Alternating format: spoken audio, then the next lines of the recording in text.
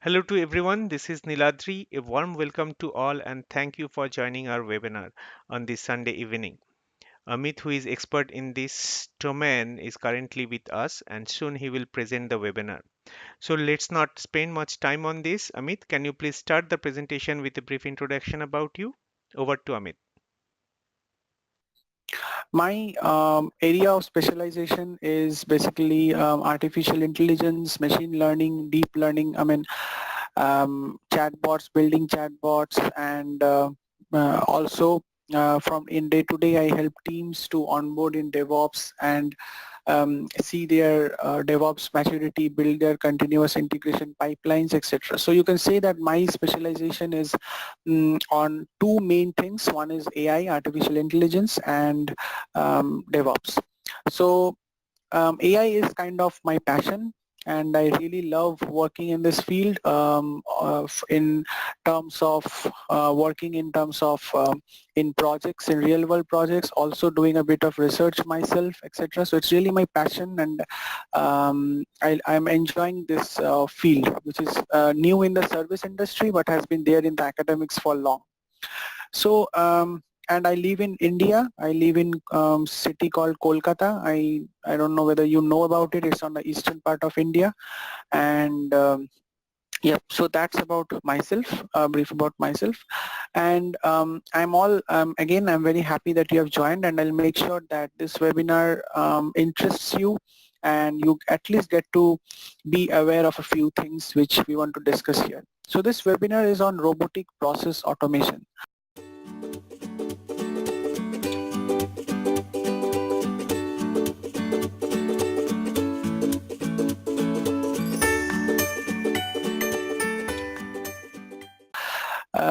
So before we begin this, before we go to the details of this, what robotic process automation is, and why is it so important to have a webinar on a Sunday evening on this, let me first introduce you. We are assuming because of course if we have get a time again to meet and know you personally, that will be very good and I'll be very happy to do that. But as we have all joined in a webinar and this is the first time we are meeting, we are assuming that you can be anything. You can be a developer, you can be an architect, you can be an agile practitioner, a DevOps practitioner, a manual or automation tester, a university student, or anyone who has a curious mind and who wants to know what RPA is, what robots are, and how it can help you. So you can be anything. You just need to have a curious mind. That's all you need to know to appreciate this webinar and to get and to carry on further along. And we are as I told you, I am Niladri is my mentor, and he's the owner of Agile Digest, and I am happy to be a part of this excellent platform, excellent and vibrant platform. So we are consultants and we love technology. I love technology and I love and AI robotics is my passion. So the only prerequisite that is needed for to continue to be on this webinar or to have a career on robotic process automation or to have a or to learn it and know it deeply is just to have a curious mind. Trust me, it's a difficult subject, it's quite a engrossing subject, and you will be very much benefited to have this as a part of your skill set, but there is no prerequisite at all. Everything is covered. So you just need to have a curious mind, a desktop to install a software, and an internet connection. That's all. We are not assuming any prerequisite for this webinar or down the line in future for our interactions on robotic process automation. On these terms, we move to the agenda of this webinar. So first we'll have a brief look on what is RPA and why RPA. So before we start any technology and learning any new Hey, technology, any new skill. Amit, sorry to interrupt you. Can you hide that bar on the below that go to meeting screen sharing? Thank you. Yeah, thanks, Rinat. So what before learning any new technology or before working on in any new field or learning a new skill set, it's very good to know why at all should we learn the skill set, why at all should we learn Java if we know .NET, or why at all should we understand what Linux is if we are already know Windows or whatever. So first is what and why of RPA. Then we'll examine some use cases. Now these use cases we have taken from the industry. These are the ones that we have worked for, actually delivered to the client. I mean, and actually have seen clients get value from those use cases. So we'll walk through or two of these use cases in detail, and we'll show you how we had given the value to the client using robotic process automation. Then we'll learn a bit about, because we are calling it robotic process automation, so we will learn a bit about, or we'll discuss a bit about what a business process is and how you how we can improve it using us in a structured framework called DMAIC. Then we will touch a bit on tech team primer, that what is needed for you to start a successful career on robotic process automation if you're interested, and how we can help you on that. And then of course I'll provide you some demos, some interesting demos. I've kept the demos very simple so that all of us can understand and appreciate the value underneath, but these demos are equally super powerful. So these are some of the most powerful tools that are being used in the automation industry today. So let us start. So we will in this webinar, we will be having this webinar for 35 to 40 minutes. Then we'll open the floor for discussion, and you can ask me any questions you want, or you can suggest, you can give your suggestions, and we can have an open forum for discussion. So with this, we will begin the RPA puzzle. So what is RPA? Let me first expand the term. So as you know, RPA is robotic process automation. So there are three words in this. Robotic. So robotic means something to deal with robots, right? So here, of course, these are software robots, or robots which are made of coding, which we have designed using a designer, and we now tell the robot, okay, so you are a robot, you are a robot who is intent to do this particular task. So do this particular task whenever needed, and how much times needed. So first we define a robot who can do some task, of course a software task, a task which is manually done by any user, be it a back-end user, front-end user, a back office, I don't know, a teller sitting in a bank office counting your money, or a front office guy who is sitting on a security desk every day, whoever uses a computer to do a manual process. By manual process, I mean data entry jobs, call center jobs, even if some of you are infrastructure related guys, you will be relating to it, maybe monitoring a Citrix server, deploying some Citrix automation in some remote desktop, doing some cloud automation, whatever. If there is a process, may it be technical or may it be business, that you want to automate, robotic process automation is the best way, and it is the proven best way. When I say proven, I mean it's well supported by data from Gartner, etc., is the way to do it. So so the robotic word we have understood a bit. Now what is process? So process is something which has an input, it processes the input, or it does something with the input, and there's an output. So simply told, that is a process. So when you give tea leaves, sugar and milk, and you process it in some way, you do something with that, you heat it up or add the ingredients or whatever, you get the tea. You do it right, you get a wonderful cup of tea or coffee. You do it wrong, I mean, nobody can drink it. So that's what a process is. And automation. So automation is now, as you all know, is a buzzword in the industry. Automation is when you do something without a manual intervention.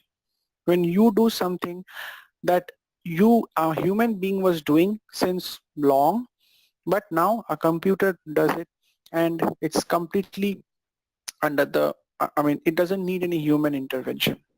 So that is what, if we break down robotic process automation, is building software robots to automate manual processes. That is the crux of the matter what RPA is. Now, so why do we at all need RPA? The reason we need RPA is because industry is growing, all businesses are growing, all businesses have reached a new height of digital transformation. Let me give you a small example.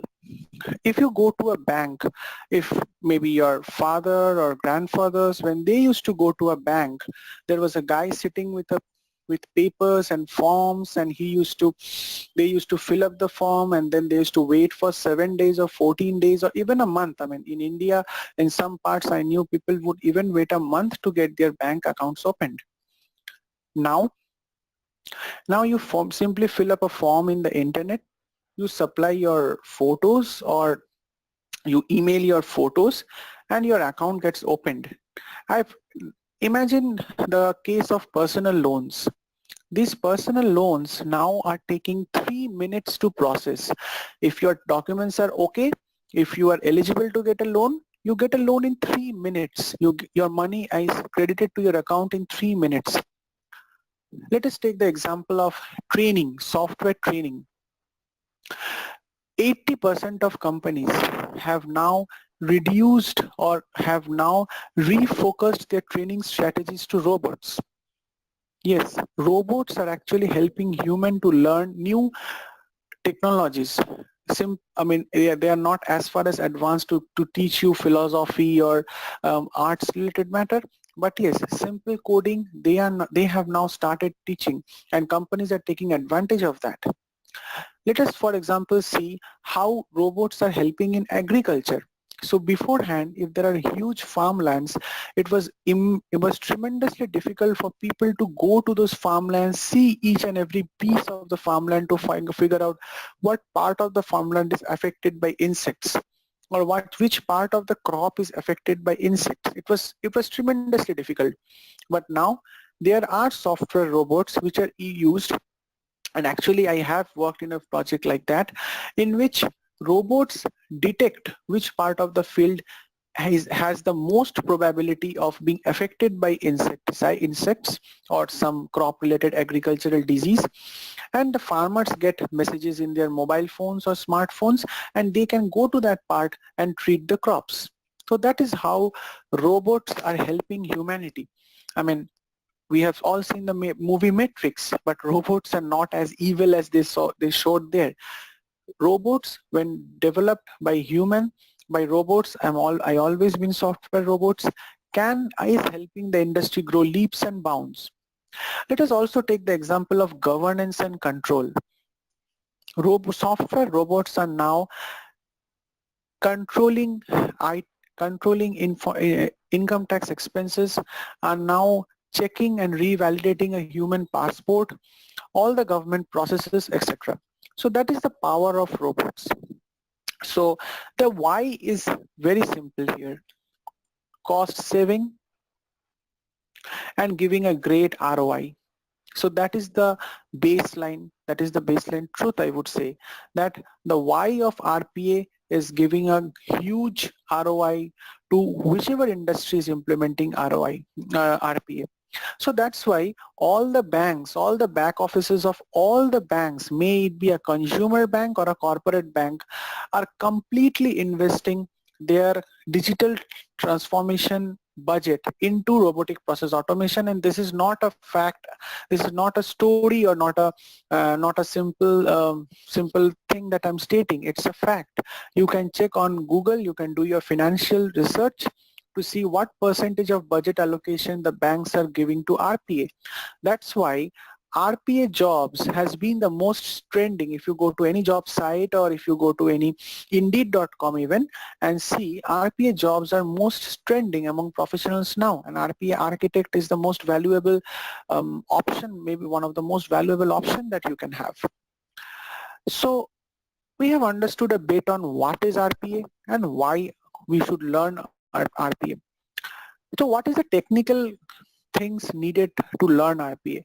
Okay, I have been a consultant. Some of you may be thinking that you are a consultant or a project manager, or even a university student, a fresher, etc. Let me tell you this.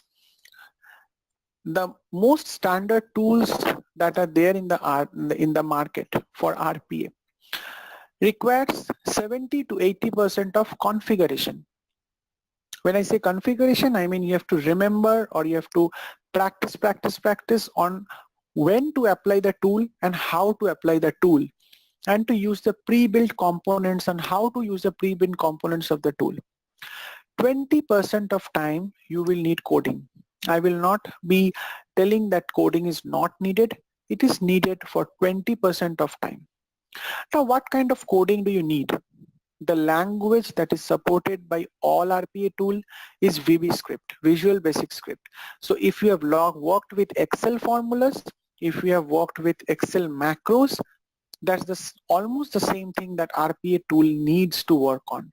That too for only 20% of the case, which is well covered in our RPA course in our technical primer.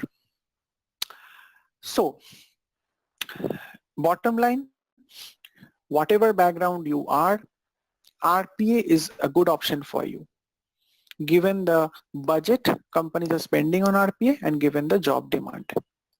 Now, what are the business use cases? Some of the business use cases. So let me go to the business use cases a little differently. Let me go in them. Let me delve in them from the perspective of industries.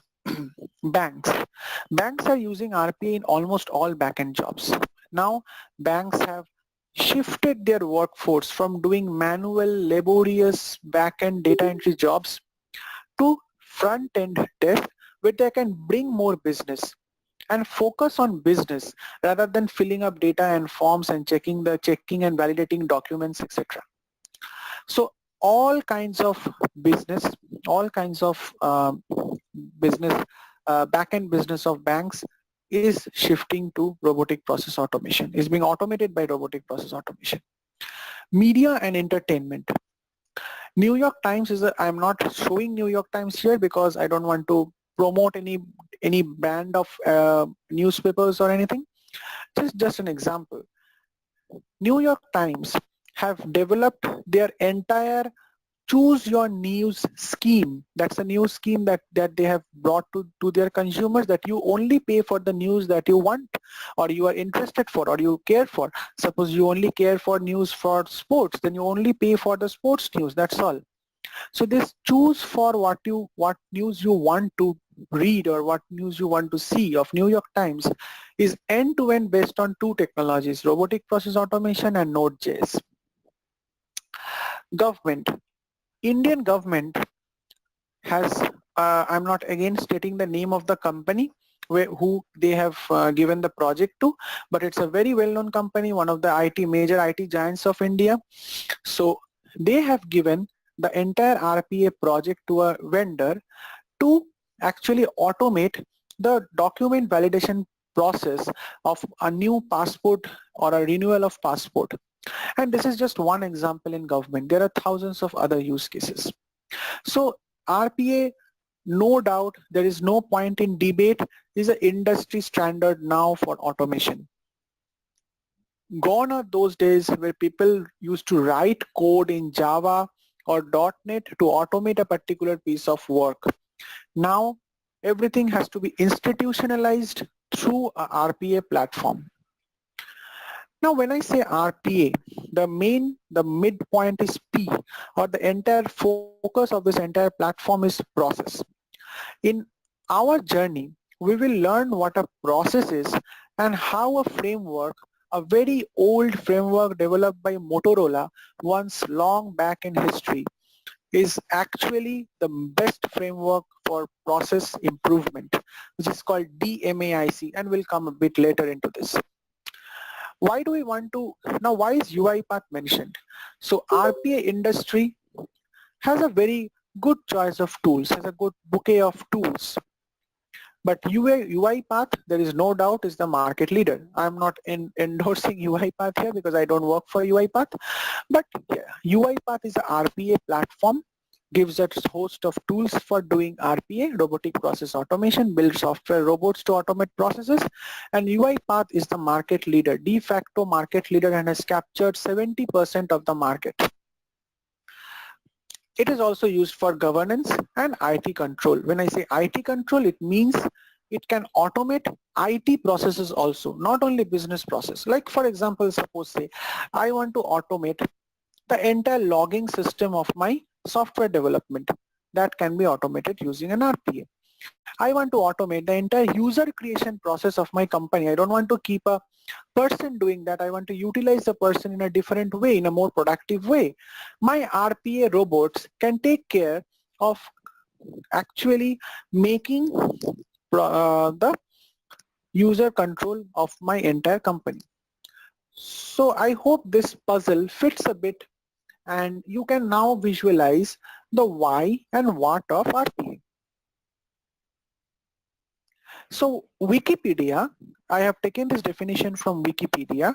Wikipedia defines RPA as robotic process automation is an emerging form of business process automation based on the notion of software robots or AI workers. So it's known as the era of digital labor. Human beings are no longer laborers. Human beings are intelligent, intellectual human species who can do more productive work rather than filling up forms and rather than just doing a data entry job. We can build platforms which can do those things for us and we can focus on the more productive way. It doesn't mean that the people who are doing data entry job now will be in a risk, will be in a, I don't know, will be in a bad position. It doesn't mean that. No one will be in a bad position because software robots are taking over their jobs. That's not true. The truth is companies can now make their employees or make their human resources do what they can best do, bring in more business, be more productive and bring in business. Because just imagine a person who was doing a data entry job in a bank for past 10 years or 15 years has immense business knowledge about his process. He's the master of the process and he's the best one who can improve the process rather than being on the process day by day. So while a software robot takes his process, takes the control of the process that he was executing on the manual process, he can now enable himself to improve the process, to bring in more customers, to bring in more business, more value to his job.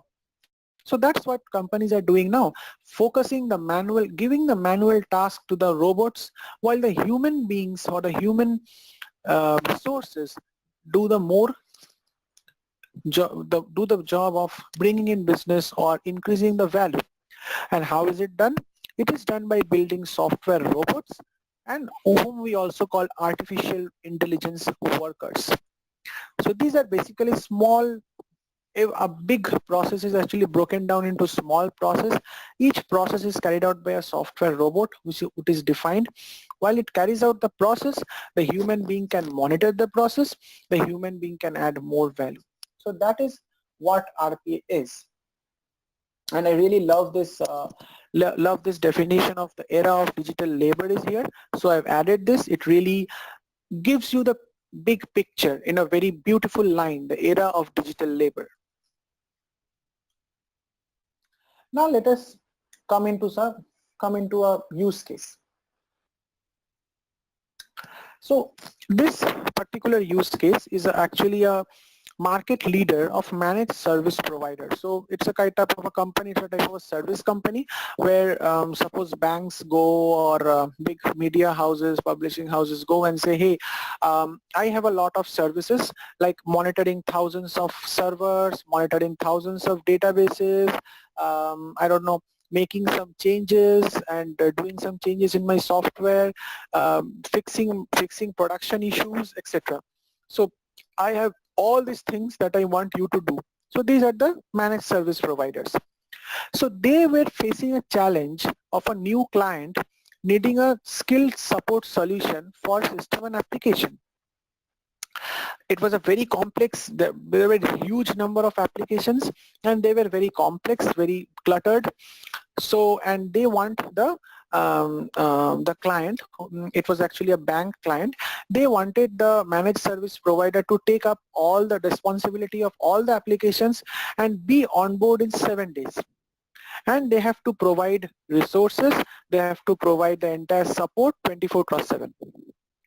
So the service provider, I mean, it is impossible. If you see the scenario, it is impossible for a service provider to onboard a huge corporate bank client who has like thousands and 10 thousands of servers spread across the world, across the globe, complex business application, complex applications going on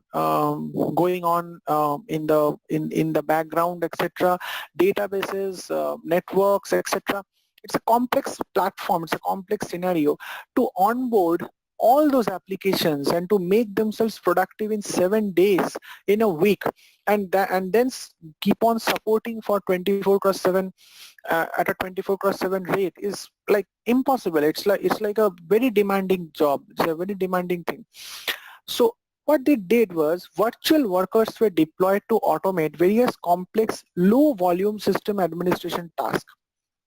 When I say complex, if a task, they saw that the tasks which are very complicated but can be automated by software robots, doesn't require a human intelligence to do, doesn't require very much logic to do, they built software robots in those 7 days to automate those tasks.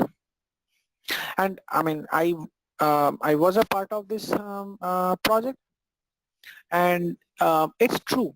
We had built software robots in 7 days to carry out complex Citrix administration jobs, remote desktop administration jobs, which required a human being to be trained for at least a month to do. And what we found out was the software robots were not tiring, right? These are robots, these are software, actually pieces of software running in a computer. They will not tire out. They will not they will not demand, they will not be saying that we won't work in the night or on a Sunday, etc. So while we human beings were able to focus on more complex operations, more complex business cases, these software robots were perfectly managing the entire IT infrastructure support. There was very less fault which was happening, and the reporting, the support, the SLA were all met because they were robots. So this is how one of the one this is a very real use case which I had worked upon for a particular bank. Going to the second use case, this is a bit different. In this, it's a use case of a call center. So the call center was basically taking calls from many remote customers, and they were actually helping the customers to to actually onboard them into some complex trading application. So the customer was selling trading applications to their client, and they had a call center to help the client on to do how to trade, how to manage the trade, how to do some of the tradings.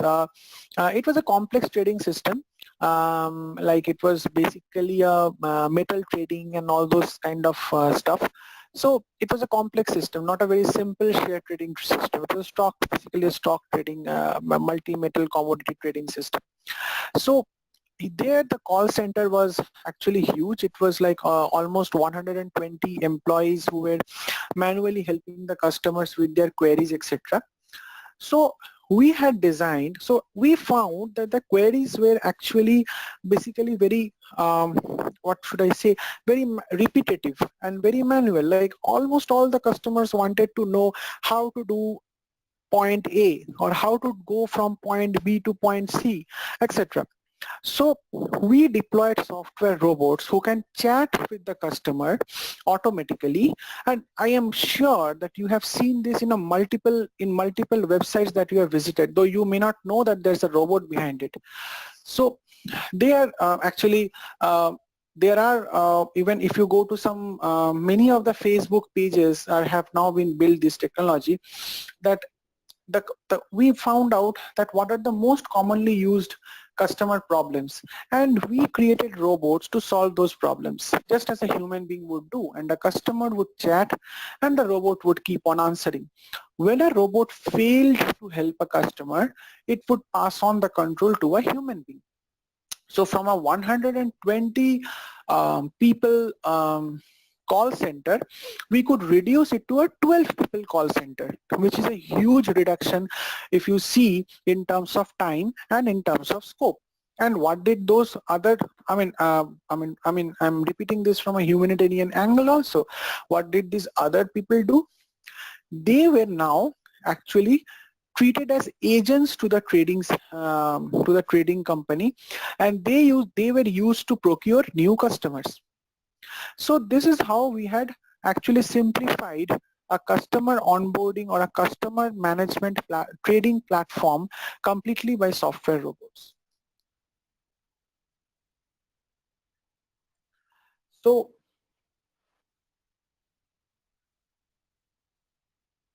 transitioning from a use case that we have built, let's now see what is a business house architecture of RPA.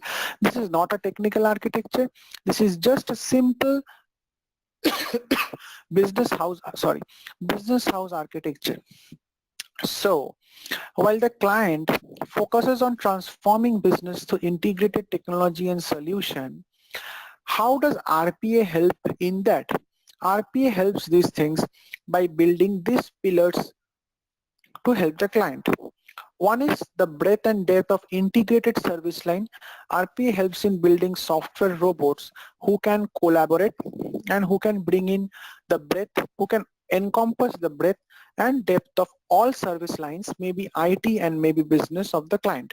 When I say all service lines, I do not mean very complex human decision making business process. No, that requires furthermore artificial intelligence to automate, and it's under research.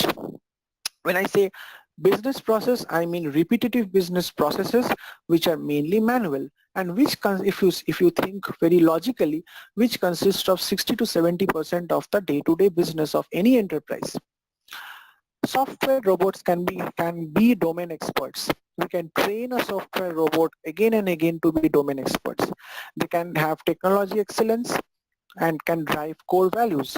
They can provide a partnership to the human interface. So a human being can work with a robot to have a partnership, and they can have trust, because of course a robot would not cheat on you, or a robot would not like do things which is it's not supposed to do, and it will be a one form execution.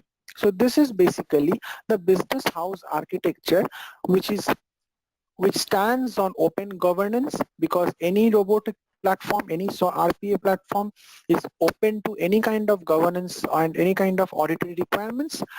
It manages ethics, and it values these pillars of success.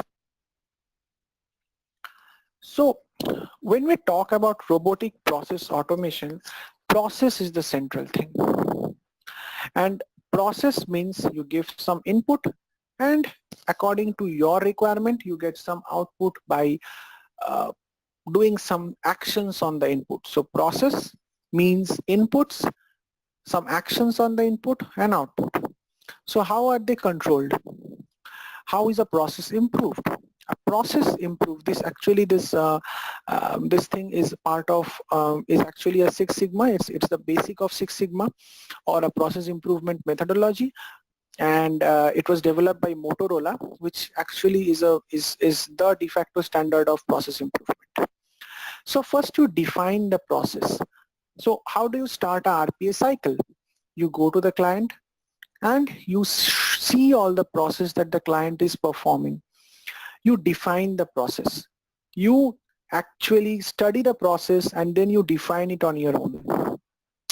Then you measure the process. You find out criterias which you think are very important for to measure the effectiveness of your process. So suppose if I want to measure the effectiveness of my tea making process, I would ask Niladri to have a sip and tell me how my tea is, give it a rating between 0 to 10.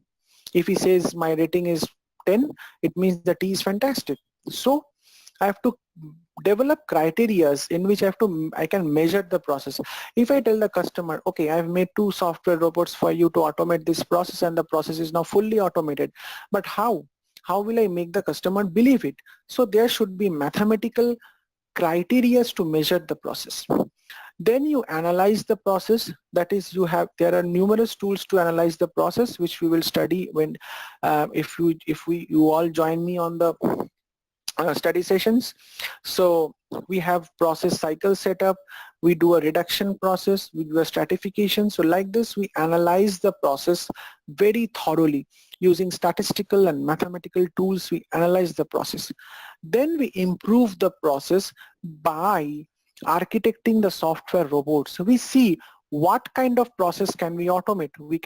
It has to come phase by phase. You cannot go to a client and say, okay, I'll automate all of your process. That's not possible. So you automate it phase by phase. You take the low-hanging fruits first, you automate them, you show the value, migrate the workforce into something productive, then you see the second set of process. It's not an easy thing, it's an engaging thing. Then you control the process. Now, when we have done it for a very famous banking client, I'm again deferring from naming the client. So when we have actually done this thing, the entire exercise of robotic process automation by automating their business and IT processes, we saw that it was one of the learning for me as well. We saw that there were thousands of robots that we have made. How to control those robots, how to manage those robots, how to build a platform where all these robots will behave the way it should behave and should also provide reports and should also work on a synchronicity. So that's how what I mean by controlling the process. So these phases, define, measure, analyze, improve, control, are repeated over and over and over again till you have a lean process, till you have a process that exists without any hiccups, that can repeat itself over and over and over again and give the customer the business value the process is supposed to give. You remove all the wastes from the process. By removing all the waste, what do I mean? Let us take a very small example. Let us take a case where maybe uh, a person who is sitting on a bank is filling up a form by checking your ID cards. So he will see the iCard, he will see your passport, fill up your name. He will see your scanned copy of your, I don't know, voter ID card, fill up your name. Is that really needed? That is a waste. He is wasting 10 minutes, 15 minutes, half an hour of time by simply reading the document and then filling it up. A software robot can do it in 1 minute. I'll show you how. Okay. So why now UiPath is the de facto standard, and as I have told you, for robotic process automation, because it provides a complete solution. It provides a studio that is very simple to use. I'll show you right now. It provides unattended and attended robots. It provides a very fantastic extensibility. Like you can extend this any software robots that you build. You can you can make it read PDFs. You can make it do optical character recognition. You can make it understand even human voice. You can make it understand human language. You can make it understand English. It can record desktop, it can record Citrix server, etc. It provides a great search engine. It's adaptable and collaborative. Multiple developers and multiple architects can sit together and work in the same platform and share scripts and build robots. So before going further, let us see a small demo. So I'm in my UiPath screen. Let me show you what demo I want to show. So I'm a mobile buff. Okay, so I'm not endorsing Flipkart here. It's just for the demo purpose. I'm not endorsing even Samsung. So suppose one of my daily job, actually we have done this for a retail electronic shop, for a retail chain. So one of their daily job is to go to Flipkart and Amazon and other online websites where they sell mobiles, search for Samsung mobiles, And okay, so here there are listings of Samsung mobile. These are the names and these are the prices in Indian money. So this cost 10,999 rupees, this cost 10,999 rupees, and so on and so forth. This costs 7,490 rupees, so on and so forth.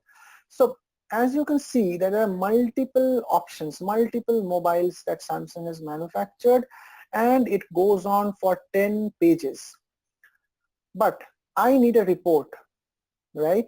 I need a report of in an Excel file of all the mobiles, name of all the mobiles in one column and price of all the mobiles in the next column. And I want this report daily. I want this report at 10 a.m. I need to send this report to my to anyone who matters. These guys who are working in the retail industry, retail shops, they have to send it to their boss at every day at 10 a.m. with the Excel file. So how can they do that? So for this, I've actually designed a simple um, solution. So I have actually and this is UiPath, by the way, and this is the UiPath Studio. So I have first scrapped the Flipkart website. I have attached the browser. I have extracted the data from a particular for all the particular pages, and I write it into an Excel file.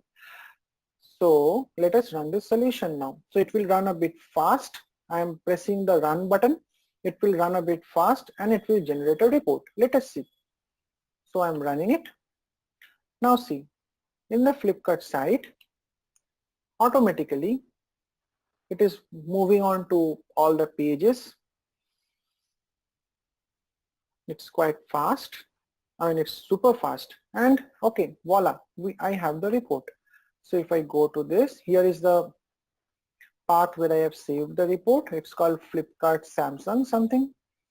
I open the file. Just a second. Yep, here is my report. So all the 101 mobiles of multiple pages along with their price. So just imagine how powerful it is. It is just a simple example. Just imagine what a complex robot can do. A simple robot can go to a site, scrap the web page, bring out the data and put the data in an Excel file and email it also. So this is what UiPath can do. And now let me show you another example. So this example is basically a OCR example, which is optical character recognition. So suppose I have an invoice. Just a second. Suppose I have an invoice file. Okay. So this invoice, this is the, I mean, it's actually a true use case. So one of my client has like thousands of invoices coming every day. Every day, I mean, if I remember correctly, every day they have more than 10,000 to 15,000 invoices coming. I have to process this invoice and store it in their database. Data entry operators go to the invoice, read these lines and store it in the database. I have designed a simple UI path to actually do the same thing. So I'm reading this, I'm using the Google OCR engine. I can integrate Google OCR engine in this. Then I'm writing it to a text file. I'm not using a database for the sake of time. So if I run this and give it some time to do the OCR, it is extracting the data from backend from the PDF. And remember, the PDF is an image-based PDF. It is an unstructured PDF. So it's running and yep, I have the text file where it has extracted all the data from the invoice. And now it is a very easy job to extract data from a text file and put it in a database. So you see with the power of RPA. So this is what UiPath is. And with these two demos, I feel I have shown you a bit of power what RPA can give you.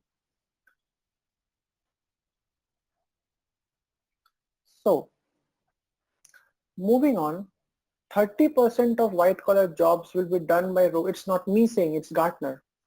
By 2025, RPA market will reach 2.9 billion by 2021. Why? Because it's increasing efficiency, quality, speed, it's reducing cost, profit. Just imagine 15,000 invoices. If someone has to read, how much time it will, how many people it will take to read it in one day. And it's a real use case. Any trading company will have more than 15,000 invoices coming every day. So how do we from Agile Digest can help you in doing RPA, in learning RPA? We start with an introduction and business fit. We will train you on what is RPA, how to build a simple robot first, get your hands dirty, what are the drivers for RPA, what is the right mindset for RPA, what are the industry and function, how can you design a business process, how can you design a DMAIC process. Then to learn RPA, that 20% that we have talked about, you need some tech primer. We will teach you what are targets, what are flowcharts, data types, variable strings, and these are pretty easy. These are pretty simple. We don't assume any prerequisite background from anyone. We will then teach you the UiPath basics and UiPath advanced.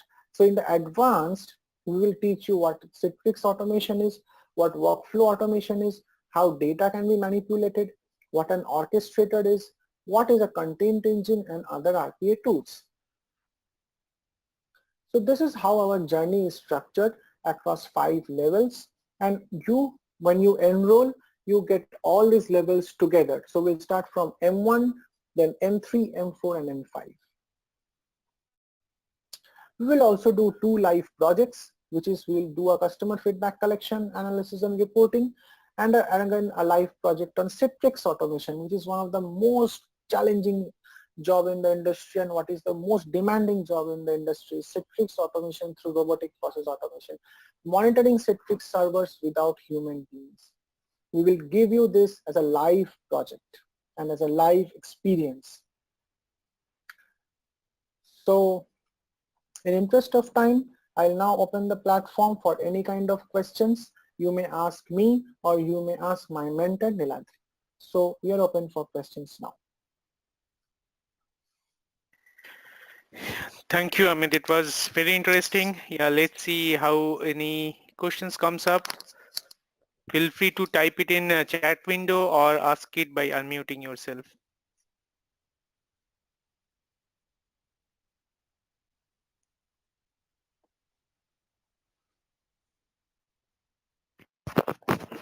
Hi Amit, this is Savita.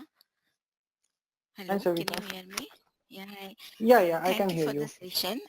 It was really very informative, and this is my first session to get to know about the RPA, and I got to know the basic of it. So my first question is about, you mentioned about this IT infrastructure, robot, I mean, can help maintaining the IT infrastructure, right? So and nowadays, if you see most of the companies, most of them are moving to the cloud infrastructure, right? Right, Either we go right. for AWS or Azure and all those stuff. So now kind of most of the company are not having their traditional the data center approach, right? Right. So how this RPA will help in those scenarios where the company's infrastructure is in cloud? Right. So thanks, Savita, first of all, joining this session. It's indeed a very interesting question. So yeah, you are right. Most companies are now moving to cloud technology. And as I told you, our RPA or any RPA platform, especially UiPath, which we are focusing on, has a complete module, has a complete platform to automate cloud-based infrastructure like AWS, Azure are popular use cases. It even supports Citrix. I am mentioning Citrix here because it even supports remote desktop automation. So suppose if you have used Citrix, so it's kind of a remoting application where you have remote desktop made on cloud. Mhm. So it also supports Citrix automation. Yes, and we have done use cases or supported use cases where we have monitored and managed AWS infrastructures completely on AWS cloud through robotic process automation. Okay. Thank you, Amit. And I have one more question Yeah, sure. regarding your first part of approach, because I am really new to this and today was my first exposure to this. So when you mention your M1, right, where you have introduction and business fit, um, wherein we have to kind of identify the business process and all those things. So most and you also mentioned that you don't need any prerequisite, and I have been working as a Java developer, and then I became manager. Now I am a safe practitioner. In that case, if we have to go for this line, I mean, how this background will help to take this RPA path, and we still have to go through this business process selection and identification and see where exactly we can use this RPA tools, right? Yeah, so what normally happens in a RPA engagement is a client the client has a set of business process. So suppose the client has a gives you the contract of implementing RPA in his organization. So as first as an RPA architect will list down all the business processes that the client is interested on. I mean, of course, you cannot go and tell the client, okay, I'll automate everything.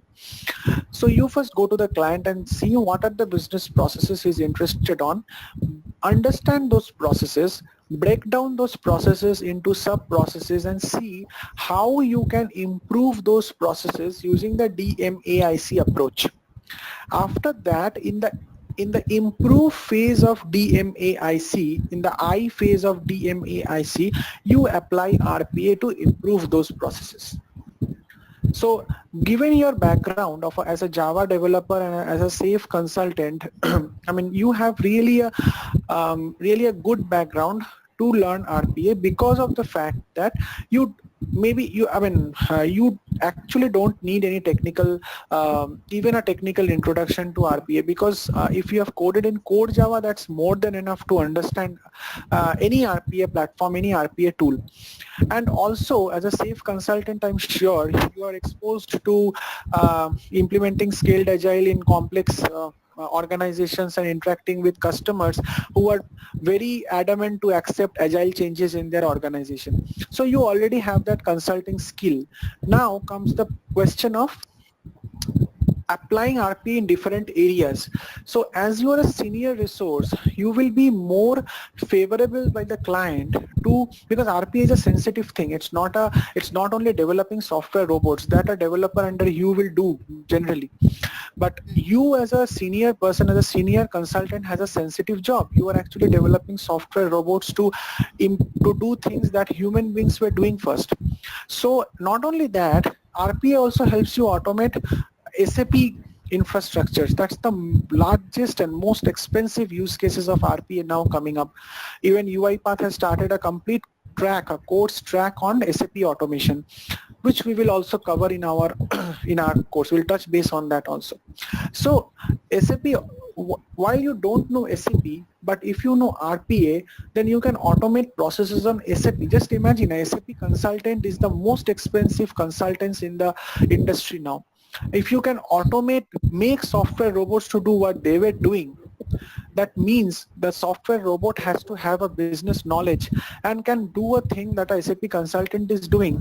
That is a huge cost saving for the customer. So I think that your background is a good background for an RP architect. Okay, thank you, Amit. I think there are a couple of more questions on chat window. One I received from Joe. Um, before I come to Joe, Savita, is that answer your question, or you still have something? Yes, Still have some queries? I'm okay. Hello. Great, thank you. So Joe, you asked about how much does this cost and what is the time to finish the course. Okay, let me answer that question. So earlier, Joe, what we used to have is this kind of classes we are having on a classroom session. Now we are starting it online, and we are actually prepared our course material and durations. We are still working on the costing. What we will be doing is once this session is done, we'll be sending everyone a recording along with the page where you can actually look into the different classes on the online, and we are also targeting it in a group week-wise session. Total, we calculated it will be a kind of 24 hours of training, and we'll be having it in 12 days, 2 hours every day. The total costing, how much it will be coming to, we'll let you know over email through everyone. Is that what you were expecting, Joe? Yes, it is. But because you also talked about like a project that we'll be working on a project, is that also included? No, as of now, that 24 hours is just to learning how we'll be doing it. And live project, we are actually calculating that total how many member will be joining, how the collaboration will be happening, and the setting up the live environment. There are a couple of areas that we are doing. That will come up with how much time a live project will be takes, because each live project, based on the scope of the and environment of the project, the time will vary. So again, we'll let you know on that live project as well within a week. Okay. Sorry, I got another question quickly. Sure. So I'm a business analyst at the moment. I'm training to become a Scrum Master as well. I wanted to know, how is this RPA relevant for me, number one, and how technical is it? Is it going to be something that I'll be able to get an understanding of it and be able to, Okay. Yeah, I think I like Amit to answer these questions. Amit, will you please? Yeah, sure. So as a business analyst background, I'm sure you understand business processes very well. That's your domain. So an RPA tends to automate business process. So I mean, I think your question naturally gets answered that you have a very good prerequisite background for this course. Now coming to technical part. So all RPA tools, most of the RPA tools in the market are 80 to 90% configuration. Doesn't require any technical skill, but requires a logical set of mind and deep understanding of business processes. That okay, from point A joins point B joins point C. So how my business process is flowing, you have to decide that, and you have to configure the tool. So that is configuration, not coding. And of course, I'll be honest with you, 10% of the time it requires coding, but it is not coding as in Java coding or .NET coding. It is like writing formulas in Excel files. It is like writing a small VB script, very small VB script. So which we will cover in the course.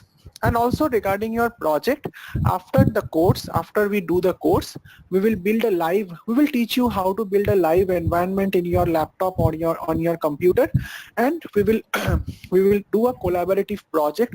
All the people who will be joining in the group, we will be collaborating to do at least 2 live projects with you, which like are kind of real-time projects that are being done in the industry. Great. Thank you very much. Thank you. Thank you. Yeah, so there was one more questions from Lola, I believe. She is asking, is RPA a sort of business process change? Amit, can you please answer that? Yeah, it is a business process change. It is using software robots to change a business process, to make a business process more effective, and to automate a business process. It is indeed a business process change. Hello. Yeah, Lola, is that answer your question?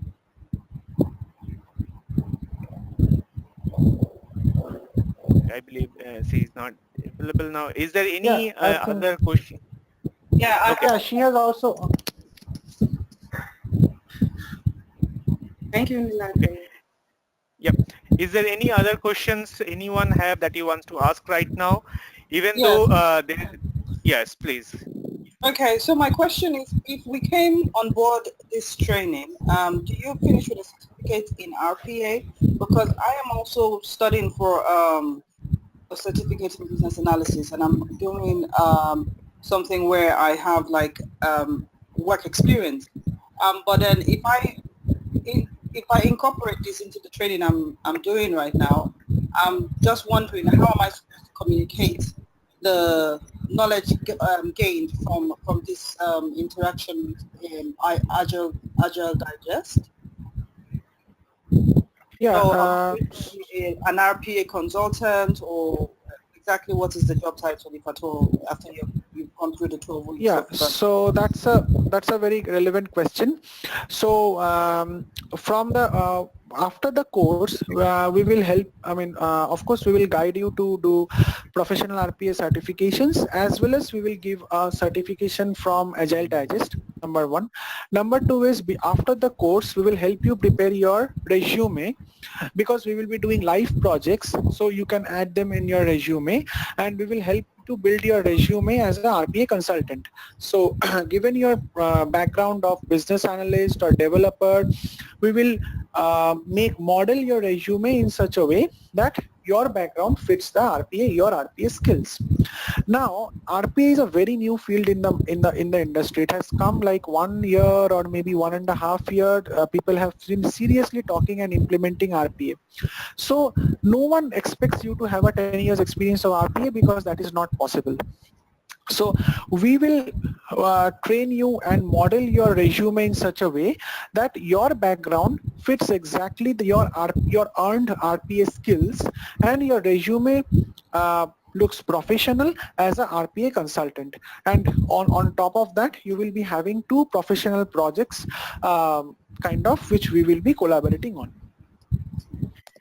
Yeah, to add what Amit said, that's exactly what I also wanted to mention. The thing is, whenever you actually talking about certification, the industry accept certification of few recognized industries or recognized companies, and there are few limited companies who provide certification on any areas, whether it is in Agile or RPA, robotics, machine learning, or whatever. But definitely we can give you something as a certificate of completing the course, and we can help you to get certified from those recognized industry. Along with that, if you are actually going for the live project, you will be having your profile identified, and that can help you lots in facing the interviews. Is that answer your questions? Yes, thank you very much. Thank you. So Niladri, I think Francis has a question. Let me answer that. Okay. Because he has asked it in the chat window. So Francis, yeah, your question on the technical, if someone is not very inclined towards the technical side of IT but the business side of IT, yes, RPA is equally important, as I have answered that if you are a business analyst or if you are a business process owner, you can definitely get trained on RPA, and you can definitely switch. RPA tools, as I am repeating, doesn't need coding. 80 to 90%, no coding, only configuration and very deep understanding of business process, bit of statistical background, understanding of business processes. And number 2, 10% of coding, which is basically writing like writing formulas in Excel, very simple and intuitive, like simple VB scripts, which we will train you in the course. And your second was, as a project manager and a scrum master, we will train you on how to fit your RPA skills into your background. You can use your RPA skills to improve your Scrum projects, automate infrastructure, automate DevOps pipelines. You will yourself get to know the use cases deeper and deeper as you understand RPA more. And let me answer Siddharth. What are the limitations of RPA? Very good question, Siddharth. So RPA, one of the limitations that RPA has is automating process that needs very deep human logic. So,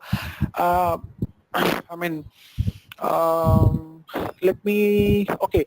So just let me give you a simple example. RPA tool cannot estimate. Okay, RPA tool cannot estimate a user story. RPA tool cannot estimate a functional, cannot do a functional point estimation. It cannot do that. Where human logic is needed, very deep human logic, simple human logics which are repeatable over time can be automated by RPA, but RPA cannot automate deep human logics. Can we say RPA and macro is Excel? No, we cannot say that. Macros in Excel is kind of a static automation, like you are doing the same job over and over again.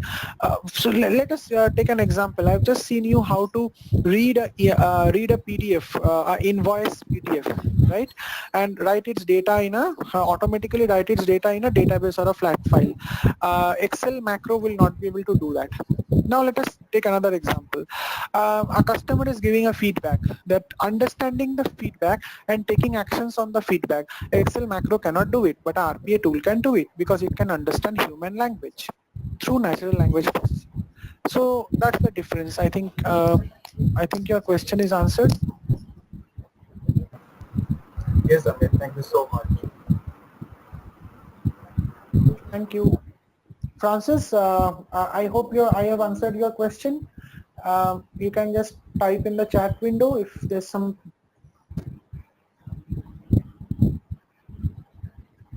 more questions.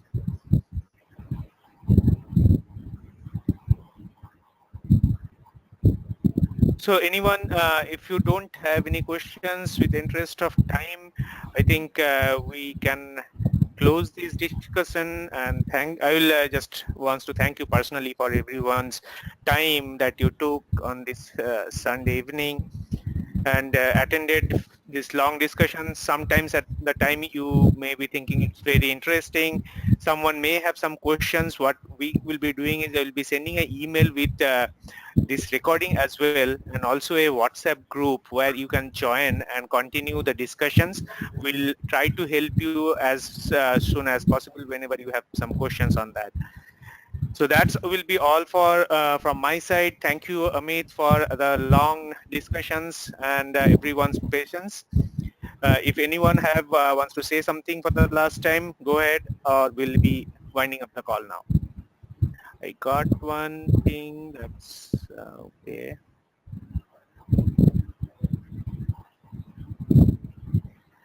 So I'll take that as we are good for now. Thank you all for joining. We'll see you once again on our classes or on our next webinar.